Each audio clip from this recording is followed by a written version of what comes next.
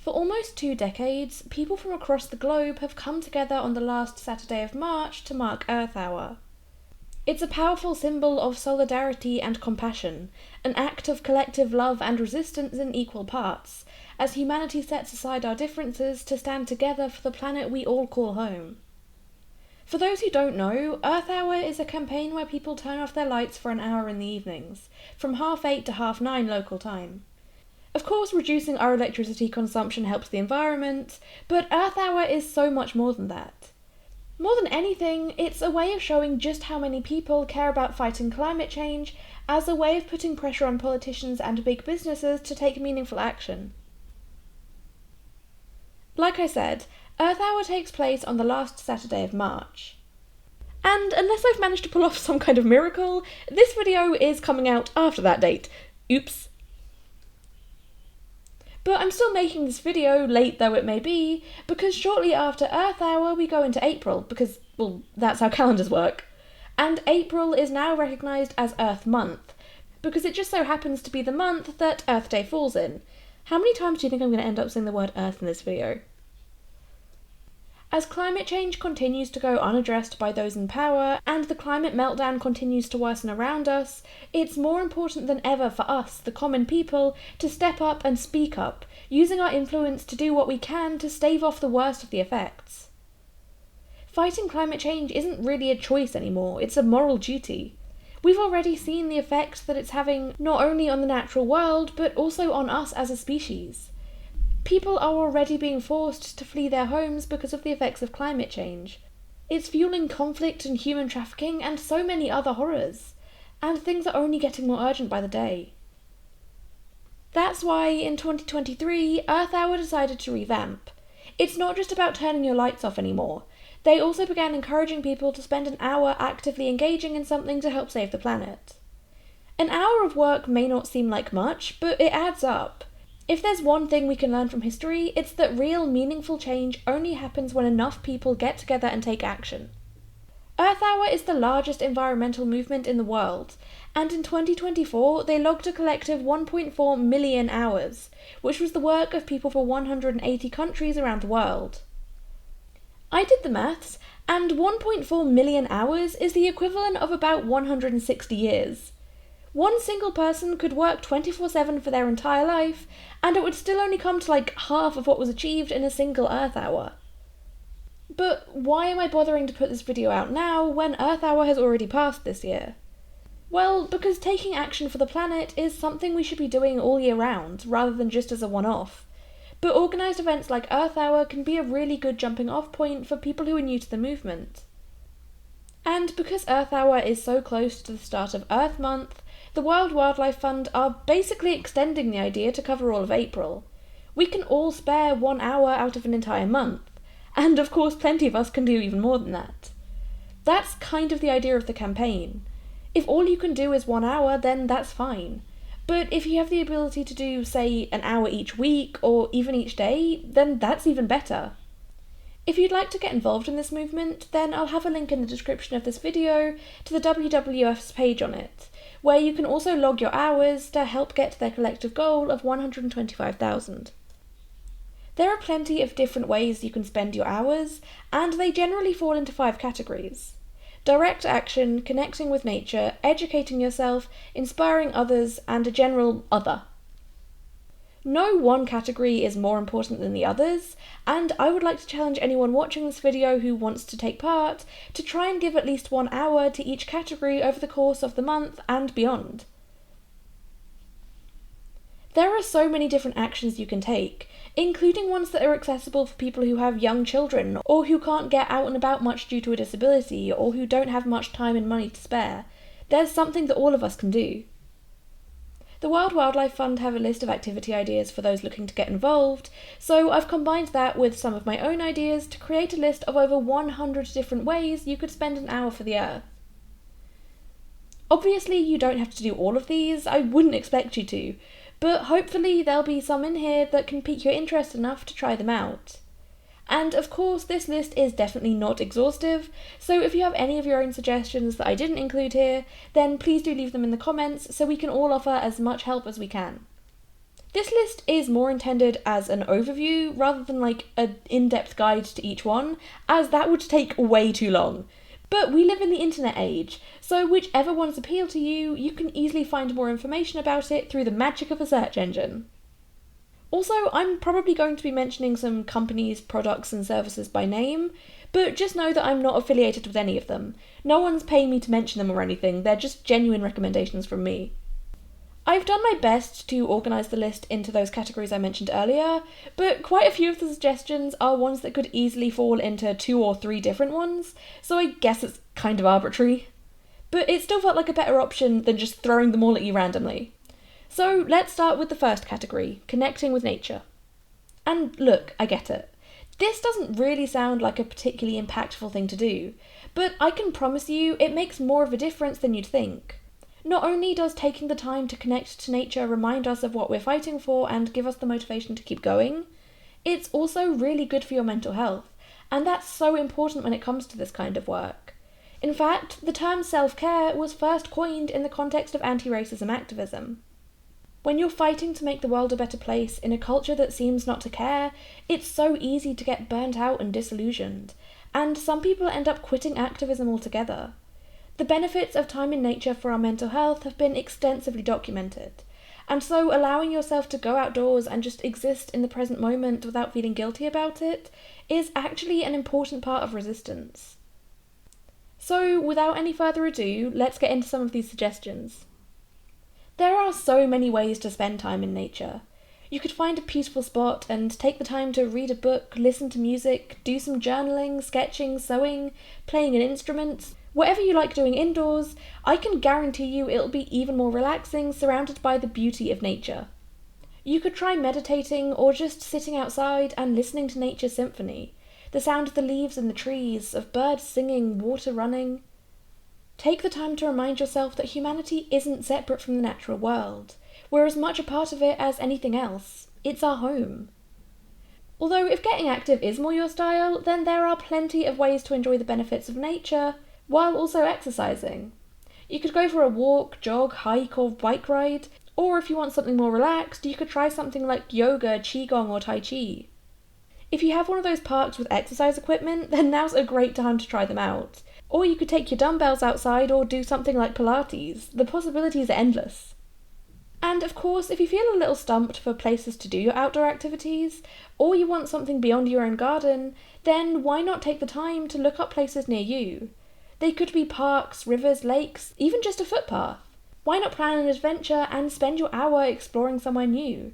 You could take a camera or even just your phone with you and try your hand at nature photography, discovering the intricacies of the natural world and looking at it through a new lens, if you'll pardon the pun. Or you could try nature journaling or bird watching.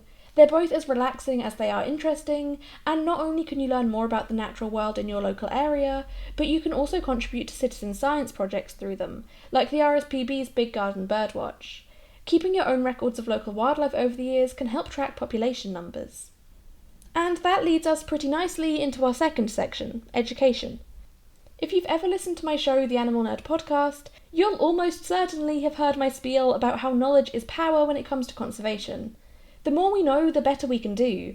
And that applies to scientists studying data and making new discoveries, of course, but it also applies to us as regular people.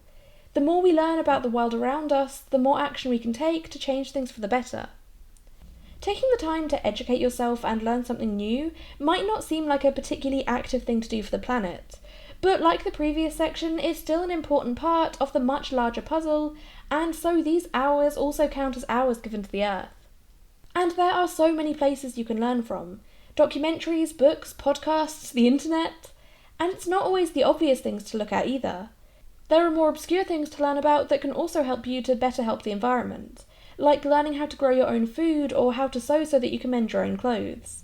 I'm a particular fan of visible mending because not only does it extend the lifespan of your clothes and keep them out of landfill, but the fact that it's so blatant is also a way of rebelling against a consumerist society that views possessions as disposable, despite the effect that it has on the environment.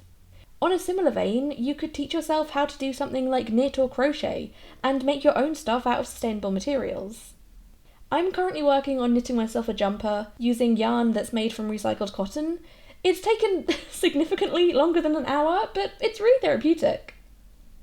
And speaking of clothes, why not do some research into your laundry routine to make it as sustainable as possible, both in terms of the products you use, but also the settings on your machines or different ways of doing things to have a more positive impact.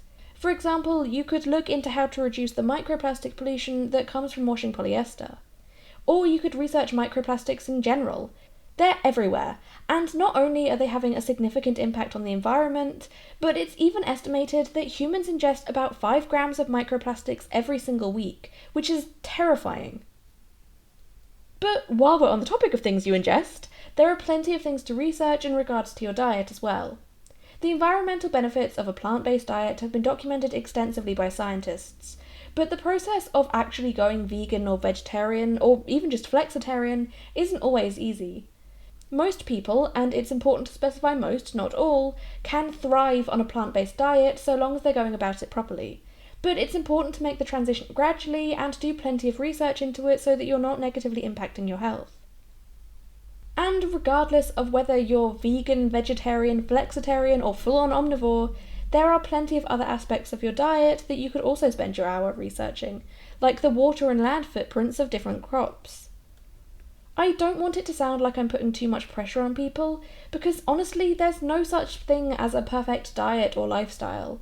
All any of us can do is our best, and that's something that's going to be impacted by a wide range of factors, most of which are outside of our control. I'm mentioning it now, but this goes for the whole video. When I was coming up with this list, I wanted to include a lot of different options so that everyone could find at least one thing that they were able and willing to do, no matter their circumstances. I'm not trying to sound all holier than thou or anything. Like I said, there's no such thing as a perfect environmentalist, and that's certainly true for me.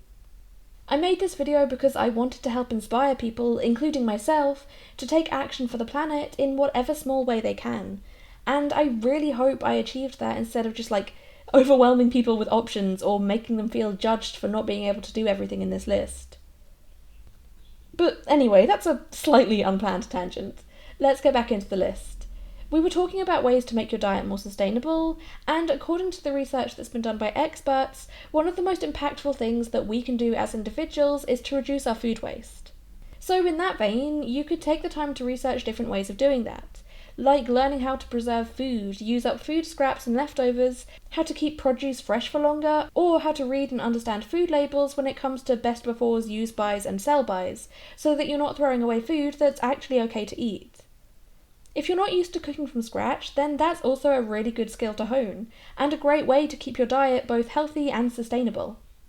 You could also take the time to research local food sellers, like greengrocers, markets, and refill shops. Not only is it better for the environment, but supporting small independent businesses where you can, rather than going to a large national or multinational chain, also gives a massive boost to your local economy, making your community more resistant to the challenges that can be posed by things like a changing climate. Everything's interconnected. And for the least food miles possible, you could teach yourself how to grow your own produce, or how to forage, responsibly of course. Not only are both of these things really good for the environment, they'll also save you money, and who doesn't love that? One of the things I really want to learn more about is how to incorporate the principles of permaculture into my gardening, so that's another thing you could look into if you're curious. Or you could look into different forms of ecology, like deep ecology and queer ecology. Other things you could spend an hour researching include how to make your housework more sustainable, like in terms of the cleaning products you use, and how you can use less water in your day-to-day life. Or if you want to keep it local but look beyond the boundaries of your own home, you could learn about the habitats and ecosystems that are local to you. What species of plants, animals, insects, and birds have homes that overlap with yours? Are there any particular environmental issues in your local area, like a polluted river or a green space that's under threat by developers? Or you could find out if there are any local green initiatives or conservation groups. And if there aren't, why not look into how you could start one? If you want to start spending more time out in nature making the most of your local green spaces, then it might also be worth brushing up on how to interact with the natural world around you in a way that's respectful and causes no harm. If there's a particular type of ecosystem that interests you, like forests or prairies or the ocean, why not read up about them and learn why they're so important? Or what about studying how vital insects are for all life on Earth? you'd be surprised how much we all rely on them. Or you could look up why healthy soil is so important and how to help it. More broadly, you could learn about the impact that climate change is having and will continue to have on humanity. Often discussions about the effects of the climate crisis focus on what's happening to animals and the habitats they live in. But the truth is that we as a species are also already suffering as a direct result of the damage we're doing to the natural world. And the tragedy of it is that people who are being most severely affected are those who have contributed to the problem the least. Climate justice is inextricably linked to social justice, and that's definitely something worth looking into if you haven't before. Even now, people are losing their lives and livelihoods to climate change, and most of them are people of colour, disabled people, people experiencing poverty and housing insecurity, and those living in the global south. Or, of course, any combination of those things. And there's also the impact that war and armed conflict has on the environment, in addition to the massive toll it takes on the people affected. So, taking some time this Earth Month to learn about and fight for social justice and peace are also ways that you can help this beautiful planet and everyone who calls it home. Another major contributor to climate change that we can all take action on is overconsumption. If you haven't before, why not look into things like fast fashion and fast furniture, and why they're so harmful for the environment? Or you could read up on the psychology behind advertising. Understanding the ways that companies try to manipulate us into buying more, even when it's not in our own best interest, is an important tool in being able to resist it and become a more mindful consumer. Buying secondhand is a much more sustainable alternative to buying something new, so why not take the time to acquaint yourself with local shops and websites that sell secondhand goods, or even join a local Buy Nothing group if you have one. And of course, you can also educate yourself on the sustainability logos you might see on product packaging when you are buying something new, like the FSC trademark, fair trade symbol, that kind of thing. Understanding what those little icons mean can help you to make better educated decisions on what you're buying. I'm sure we've all heard about how bad palm oil is for the environment, but it's in all kinds of products, including ones that you'd never expect. Learning what kind of stuff most commonly contains it can make it easier to avoid accidentally supporting the industry, or at least can help you to ensure that you're only buying sustainably sourced palm oil if you can't avoid it completely. If you're lucky enough to share your life with a fur baby, then it might also be worth taking some time to find out if there are any ways you could make your pet care more eco-friendly. But I think that's enough talk about researching. Let's get into something more exciting, like direct actions you can take, things that can have a more immediate, tangible impact. An easy way to do this is to set up a feeder or bath for birds visiting your garden, as well as leaving out safe nesting materials for them since it's spring. Although I wouldn't recommend encouraging wild birds into an area where poultry are being kept due to the ongoing bird flu issues. You could also set up feeders for different kinds of insect, or maybe build an insect hotel. Or you could look into setting up a container pond to attract wildlife into your garden, or add some pollinator-friendly native plants to your flower beds. Or if you really want to make an impact, you could sacrifice your lawn altogether and give it over to nature, turning it into a wildflower meadow or prairie, whatever's more in keeping with your local ecosystems. Or you could replace your lawn, in whole or in part, with a vegetable garden or food forest, or at least begin some kind of composting system, which is another great way to reduce food waste. If you've got the money to spare, then investing in solar panels or a heat pump for your home can really help to reduce your carbon footprint and save you money in the long run too, as well as bumping up the value of your property. But of course, not all of us can afford to do that, including myself. Thankfully though, there are plenty of much more affordable actions you can take to get your Earth hours in.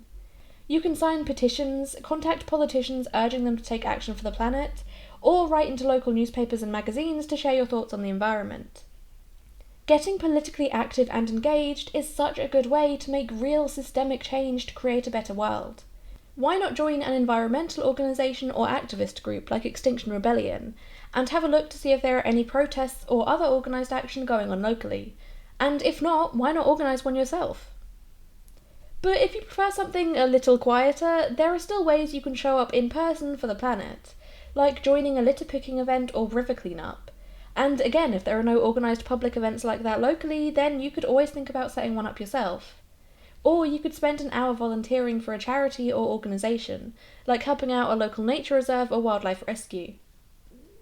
Or you could try out Zooniverse, a citizen science website where you can contribute to all kinds of projects, including plenty that focus on conservation, like helping to identify different species photographed by camera traps, allowing scientists to better monitor populations and make conservation plans based on them.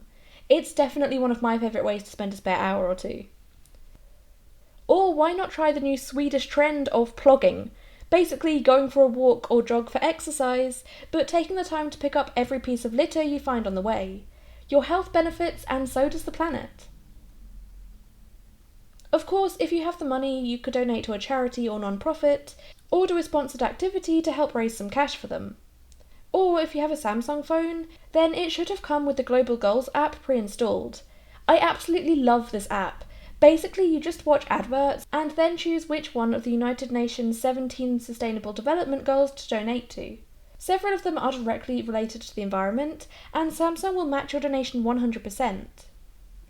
You may not make much per individual advert, but it really adds up over time, and it's something that you can do in random pockets of time throughout your day. It's certainly a lot more productive than just scrolling on social media. Similarly, you could also download the game Longleaf Valley, which is partnered with Eden Reforestation Projects and allows you to plant trees just by playing and progressing in the game.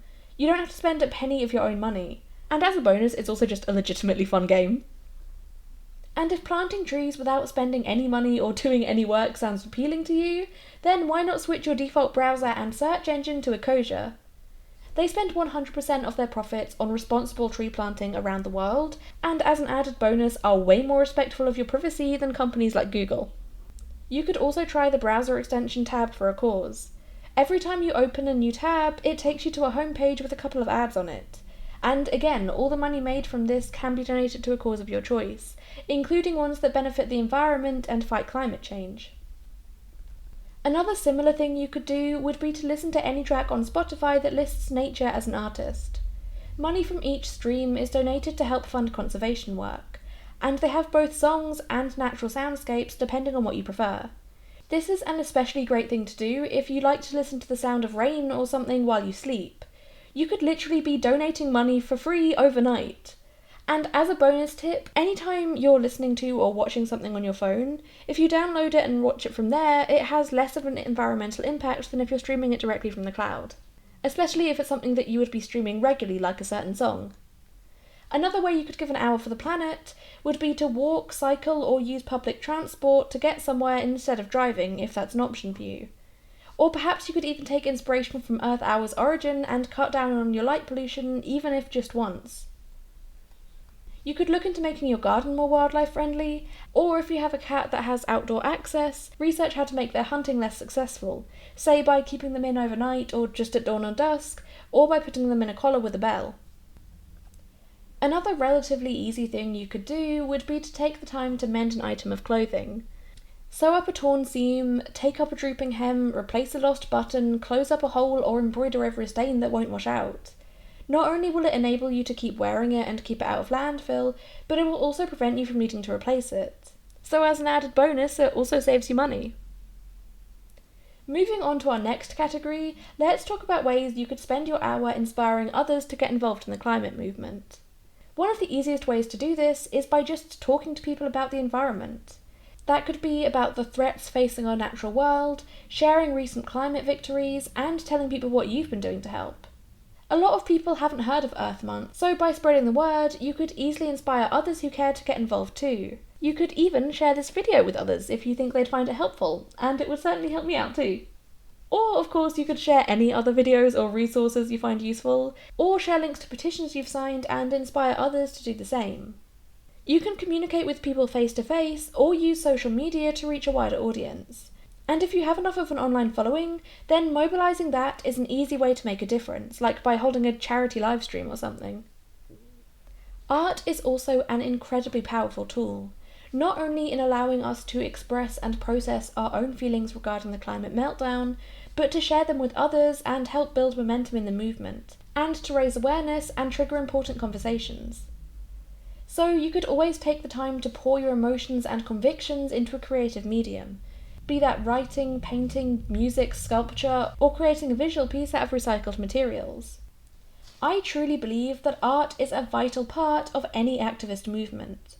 And art doesn't have to be quote-unquote good to be meaningful and impactful. Why not try your hand at craftivism or make a zine or poster? They can be both creative and informative. You could always gather some like-minded friends to discuss collective action. Perhaps you could organise a letter-writing party or look into starting a community garden or anything you can think of. Connecting with and building community is such an important part of any kind of activism, including the climate movement, even if it may not seem that way on the surface. And you can do it both in person and online. When enough people come together for a common cause, we are truly unstoppable. And finally, moving on to our last category, which is just stuff that didn't really seem to fit in any of the other ones. Why not look to see if any museums, galleries, or exhibitions local to you are putting something on for Earth Month? Or you could go through your wardrobe and donate clothes you no longer wear to a charity shop or sell them online yourself. Or you could throw a buy nothing party, where everyone brings things they're no longer using that they can then trade or lend out to each other. Or if you or people in your community have sustainable skills like gardening, sewing, or DIY, you could organise a workshop to help educate others. And speaking of getting crafty, there are so many things you can make. Like, did you know you can turn shredded paper into new paper? And if you want to make it extra eco-friendly, you could turn it into seed paper, incorporating wildflower seeds into it so that once you're done with it, you can just plant it directly into the ground. In a similar vein, why not try your hand at making seed bombs and then dispersing them in your local area? Or you could look into other forms of guerrilla gardening if you're feeling a little rebellious. You could also try to make some sustainable alternatives to single-use products, like sewing a reusable fabric bag or cleaning cloths. Or if you're not so nifty with the DIY, you could look up where you could buy those kinds of things from small businesses when you need them. For that matter, why not go on a scavenger hunt around your house, finding things that could be improved? Could you reduce your water consumption by switching out your shower head for a low-flow one? Do the tea bags you buy contain plastic, making them non-compostable? What about the light bulbs in your house? Could you upgrade to low-power LEDs if you haven't already? It's easy to get caught up in the hype of buying new things. Our brains are just wired that way, especially if we think a purchase is going to help the planet. So it's important to bear in mind that though purchasing sustainable alternatives is a good thing to do, generally you should still wait until your old stuff wears out and needs replacing. If you're sending stuff to landfill that could still be used just so that you can replace it with something more eco-friendly, that actually isn't eco-friendly. And speaking of using things up, why not have a specific container or shelf in your fridge specifically for the food that needs eating up first? Either because it's nearing its use-by date, it's something that can only be open for a certain amount of time, or because it's fresh produce that you've had for a while. You can do the same things in cupboards and pantries too. You could even outline the shelf in tape or add a little sign or something to draw your attention. And, like with the fridge thing, use it specifically to store foods that need to be eaten first. You could spend an hour finding new YouTube channels or social media pages that talk about environmental issues. If you've never seen anything from Mossy Earth, then I would highly recommend them. They're one of my favourites. And on a similar note, why not spend some time looking up positive stories about the environment? It's so easy to get caught up in the doom and gloom of it all, and the climate meltdown that's already going on is scary, don't get me wrong, but that doesn't mean that there aren't glimmers of hope, and taking the time to celebrate those wins is essential to prevent yourself from burning out or being so overwhelmed by feelings of hopelessness, anxiety and grief that you become paralysed. You could also trawl the App Store to see if there are any apps that might help you make more informed purchasing choices or track your sustainable actions. Or you could put together a wish list of things you'd like to buy, so you can remember to keep an eye out when you're perusing your local charity shops, so that you don't end up buying those things new. Or you could plan out your gardening goals for the rest of the year, or connect and engage with your fellow activists, conduct a food waste audit in your home. The possibilities are truly endless. But I think I've about reached the end of my list. At one point I had everything numbered and there were over 100 different things, but I ended up adding more as I was converting it into a script, and I don't actually have a clue what number I'm at by now. But I really hope you were able to find at least one thing in this video that you could do for your hour this Earth Month. Or that you could do any other time. The environment needs our help year-round, let's not forget. There are still plenty more things I could have added, but this script is already like the second longest thing I've ever written for this channel, and definitely the longest one that isn't a podcast episode. So if I stand any hope of actually getting this done and uploaded in time, then I'm gonna have to cut myself off somewhere. But if you've thought of any that I didn't mention, then please leave them in the comments so we can all come together and pool our ideas. If you enjoyed this video or found it informative, then I would really appreciate it if you could give it a like, subscribe if you haven't already, and maybe even share it with any fellow eco-warriors out there. I know this is a little different to our usual content. As an animal sanctuary, most of our videos focus on that, but we're just as passionate about helping wild animals as we are the ones that call our sanctuary home. And so for us, helping to combat climate change is an important part of that. Thank you again so much for watching. I know this video is going to be pretty long by the time it's finished, but I really do appreciate you sticking with me and making it through to the end. So again, thank you.